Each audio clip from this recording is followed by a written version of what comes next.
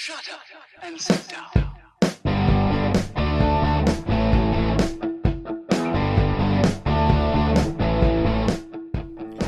Welcome to Being on Stage, the only podcast that gives you motivation, inspiration, and confidence to be better on stage. No matter how you entertain, sing, dance, band, comedian, public speaking, MC, drag, burlesque, performance art, or street performer, this is the show for you. Hey rock stars, welcome to episode 100 of the Being on Stage podcast. My name is Reggie Dawson, I'm the creator and host. And I got to tell you, this is a day to celebrate. Episode 100 is a kind of a momentous occasion for me. When I set out doing this podcast in 2017, I did not know if I was going to make it past episode 10, then episode 20, and then 50, and then 80, and now 100. And, I made it past a year, and things have been going incredibly well, I have to tell you. It's only just the beginning, but I want to discuss some of the things that are changing and how we're going to grow and things we're going to do, and I kind of want to reintroduce you to the podcast. So, speaking of change, and this is kind of what I want to talk about just for a few minutes. Change is something that can be very scary, whether it's an external change that we're facing or if it's, facing the fact that we have to change something about ourselves or our brand or our art. And, I'm talking about performing here. This podcast is all about performing on stage. Sometimes we have to face the fact that it's time for us to make a change. And it's not always a bad thing. Sometimes it's a scary thing, but it's not always a bad thing. And the reasons for change are not always negative reasons either. Sometimes it's just time. It's just time to change, time to grow. Change and growth are two of the big topics that I am talking about today. Change is something that's going to happen regardless. The world is changing. The people are going to change. Your audience is going to change. Perfect example. All the people that I used to entertain when I performed on stage in the club scene no longer go to clubs. So my audience is completely changed. I'm 32 and where I've always performed for 21 to 30-year-olds roughly, the nightclub range. Those people are no longer, I don't relate to the people that are now 21, 22, 23. So that's a change that I would have to make in order to stay relevant and stay popular with the changing landscape of the venues I perform at. Now, I was kind of pigeonholed by a venue. Hence, I broke out. I'm now looking to MC. I'm expanding what I'm doing. I'm doing a podcast. I'm coaching other performers of all across different areas of performing. I'm not biased. This podcast isn't biased. We help all performers, whether you are a singer, a dancer, a comedian, a speaker, a drag queen, a burlesque performer, a street performer, a juggler, an acrobat, an aerial artist, a mime, hula hooper, poi spinner, you name it. If it goes on stage and you do it in front of people, I'm all about it. That's what this podcast is for. I'm all about every type of performing. I believe that we all have something in common, and that is we love to entertain people. And that's why I built this podcast, for the sake of entertaining the audience.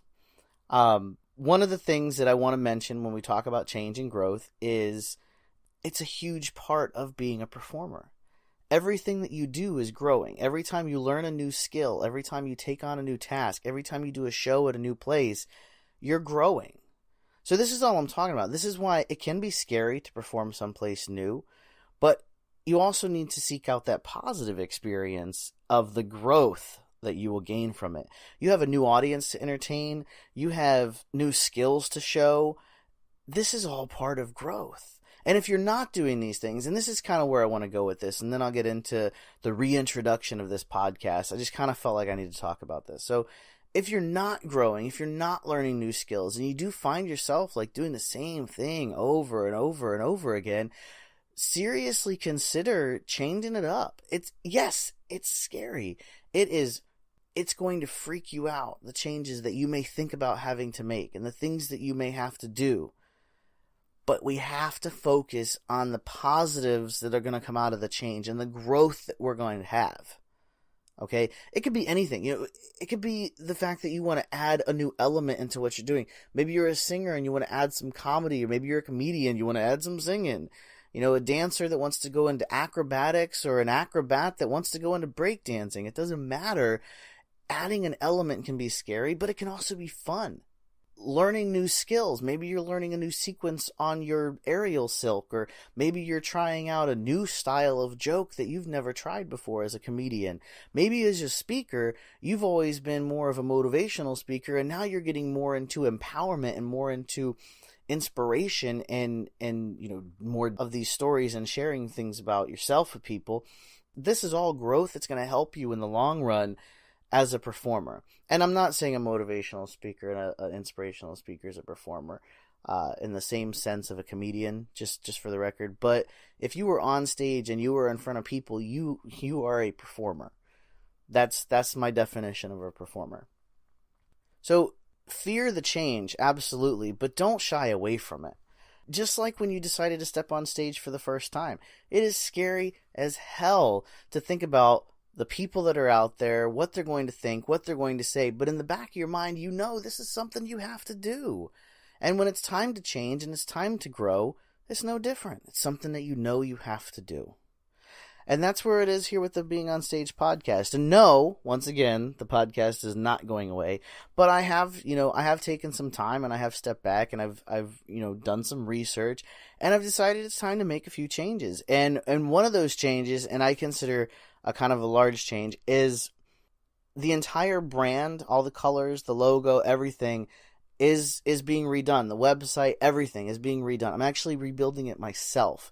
And that's one of the growing aspects that I've learned is I like designing websites.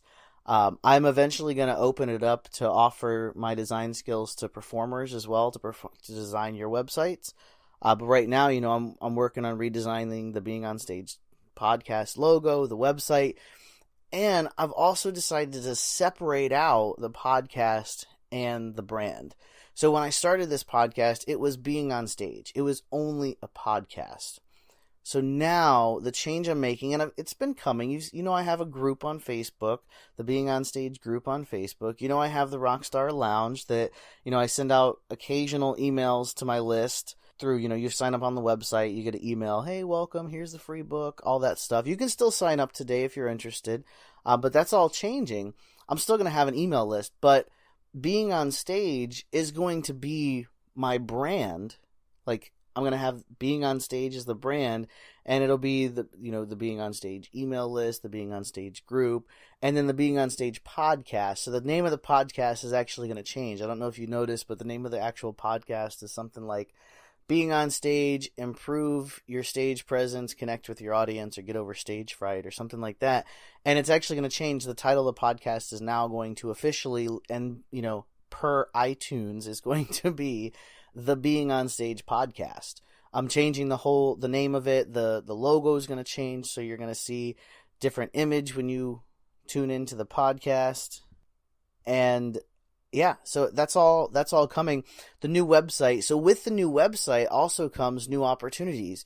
When I say I'm changing it and separating out from the brand, one of the things I'm doing is I'm going to start pursuing coaching opportunities. I'm going to open it up to anyone that wants to hop on a call and just chat for like 20, 30 minutes for whatever, whatever's going on with you performing, whatever, wherever you're stuck, wherever you need help, wherever you just need a little push or whatever. I'm going to open up my calendar for anyone to just sign up and hop on there and let's chat. I'm going to have a new giveaway. I'm going to actually be just giving away 10 ways that you can make money performing. And the biggest thing, and not really the biggest thing, I lie, it's not really the biggest thing, but one thing that is changing and that I'm kind of really happy about, and there's a couple of different reasons, is the podcasts are no longer going to be numbered. I'm no longer going to have episode 99, episode 100, episode 101. I'm taking away the number completely. Two reasons. One, iTunes doesn't actually like it, it turns out. I found out that in their algorithm of, which podcasts are more discoverable and things like that, episode numbers, not really their thing. So that's one reason. But the other reason is I've decided that having an episode number for me it's maybe set a goal. Like, it's helped me set a goal of I'm going to do 10 podcasts. I'm going to do 5 podcasts this month, or, something like that. But on the other hand, it's also given me a reason to not podcast sometimes. And this is me like sharing 100% authentic behind the scenes. If I see that, hey, I got to get to episode, 90 before the end of the month and I'm on episode 88 and I got a week left, I may wait a day to podcast. Whereas I feel like if I have no numbers, there's no reason to just not podcast. There's no reason to say, well, I did episode 88, 89, and 90 this week. I can wait till next week to do the next one. I'm a numbers person. Landing on like a 5 is a thing for me. So if I'm at episode 90 and it's like Thursday, I'll wait till Sunday to do 91. It's weird. It's a weird little quirky thing about me, but I'm going to talk about quirkiness too. It's a thing. Quirkiness is awesome. Your quirks are amazing. My quirks are amazing. But I feel like if I don't have a number, it's one less thing for me to worry about. And when I'm feeling like I need a podcast, I can just go podcast. Kind of like what I did today. So change is good. Growth is better. And that's my goal for this podcast. And that should be your goal too, really, is overall keep growing. I want to grow this podcast, not because I want more people, but because I want the people that are listening to have more. I want you to have more. If these changes sound like you're on board and you're in, go ahead and click subscribe wherever you listen to podcasts. And if you want to help me with, discoverability and having other people easily be able to find this show, you could also go into iTunes and drop a 5-star rating and a comment. It would be awesome, actually, if you did that. So thanks again for tuning in. Episode 100 will be the last numbered episode from here on out. You'll be able to just click on an episode and play it. That's the other reason I'm changing the numbers, by the way, is I feel like if someone goes to listen to this podcast for the first time and they see I'm on episode 99, they may shy away from it because they feel like they've missed something. And I never want anyone to feel like they've missed something on this podcast because, truthfully, I review things constantly and over. So jump in anywhere, really, and you'll get caught up pretty quickly. I always wrap this podcast up, and this is one thing that will not be changing. Keep on shining.